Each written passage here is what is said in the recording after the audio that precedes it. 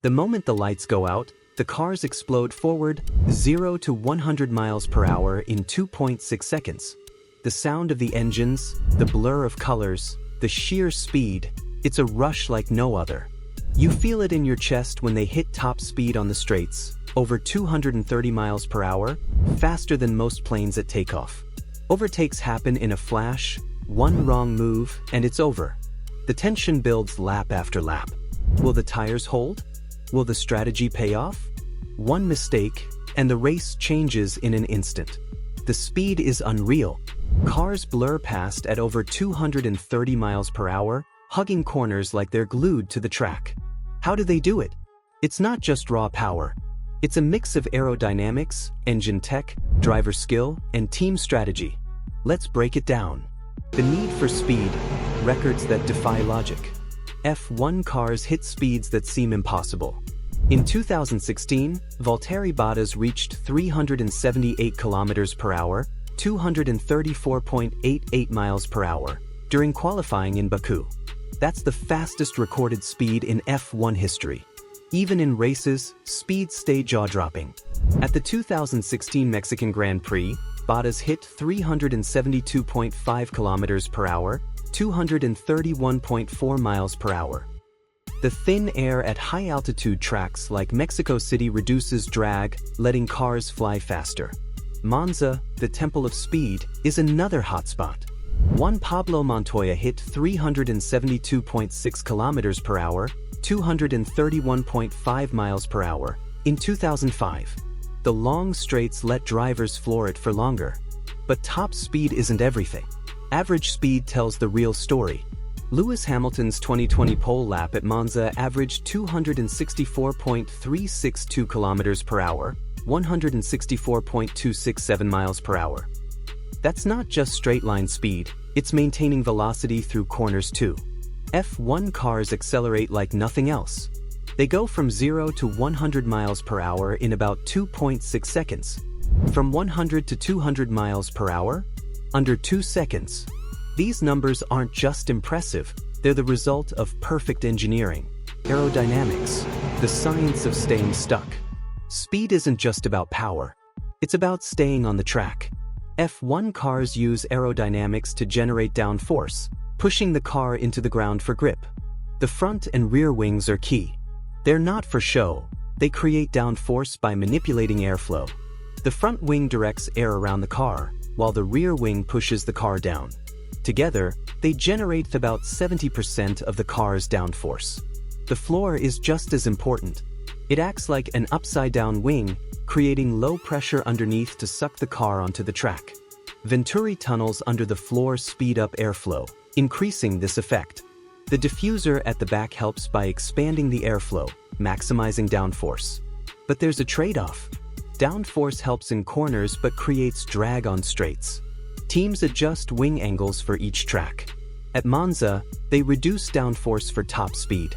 At twisty tracks like Monaco, they max it out for cornering grip. The drag reduction system, DRS, is a game changer. It flattens the rear wing on straights, cutting drag for a speed boost. It's why overtaking is possible at high-speed tracks. The engine, a 1,000 horsepower hybrid beast. F1 engines are tiny but monstrous. A 1.6-liter V6 turbo hybrid produces around 1,000 horsepower. That's like 10 regular cars combined. The turbocharger spins at up to 125,000 RPM, forcing more air into the engine for explosive power. But it's not just about combustion. The Energy Recovery System, ERS, adds extra punch. The MGUH converts heat from exhaust gases into electricity. The MGUK recovers energy during braking. Both feed power back to the engine, giving drivers an extra 160 horsepower boost when needed. These engines rev up to 15,000 RPM. In the early 2000s, they hit over 20,000 RPM. Today, efficiency is key. F1 engines are over 50% thermally efficient, far better than road cars. The driver, athletes built for G-forces. The car is nothing without the driver. F1 drivers are elite athletes. They face G-forces up to 6G in corners, like 6 times their body weight pushing against them. their necks take the brunt.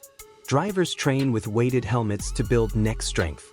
Core and upper body strength keep them stable during high-speed maneuvers. Cockpits reach 50 degrees Celsius, 122 degrees Fahrenheit. Drivers lose up to 3 kilograms of fluid per race. Hydration and low body fat are critical to avoid overheating. Mental training is just as intense. Drivers use simulators to practice tracks and visualize races. They need razor-sharp focus for 2-hour races, making split-second decisions at 200 miles per hour. Tires, the only thing between speed and disaster. F1 tires are nothing like road tires. Slick tires for dry conditions maximize grip with a smooth surface. Pirelli offers compounds from C1 hard to C6 soft. Softer tires grip better but wear faster. Harder tires last longer but offer less grip. Grip comes from 2 things: indentation, tire rubber molding to the track, and molecular adhesion, temporary bonds between rubber and asphalt. Temperature matters too. Too cold and tires lose grip. Too hot and they degrade fast. Teams must use at least 2 tire compounds per race. Strategy is everything. Pit stops under 2 seconds can make or break a race. The team strategy wins races. F1 is a team sport. Pit crews change 4 tires in under 2 seconds. Strategists decide when to pit, balancing tire wear and track position. The undercut pits early for fresh tires, gaining time before rivals stop. The overcut stays out longer, hoping rivals lose time on cold tires. Every decision is data-driven, from tire wear to weather forecasts. The team principal, strategists, and engineers work together to optimize performance. One wrong call can cost a win. Tracks, the ultimate test. Track design dictates speed. Monza's long straights favor low downforce. Monaco's tight corners demand high downforce. Track surfaces change grip levels. New asphalt is slippery. Rubber buildup increases grip over the weekend. Temperature affects tire performance. Rain switches everything up, requiring wet tires with deep grooves to prevent hydroplaning. Altitude matters too. Mexico City's thin air reduces drag, boosting speed. Every track demands a unique setup. Did you ever wonder how F1 cars hit insane speeds while staying glued to the track? Now you know. It's engineering, skill, and strategy working at the limit. If you enjoyed this breakdown, smash that like button and subscribe for more deep dives into racing tech. Got a favorite F1 speed moment?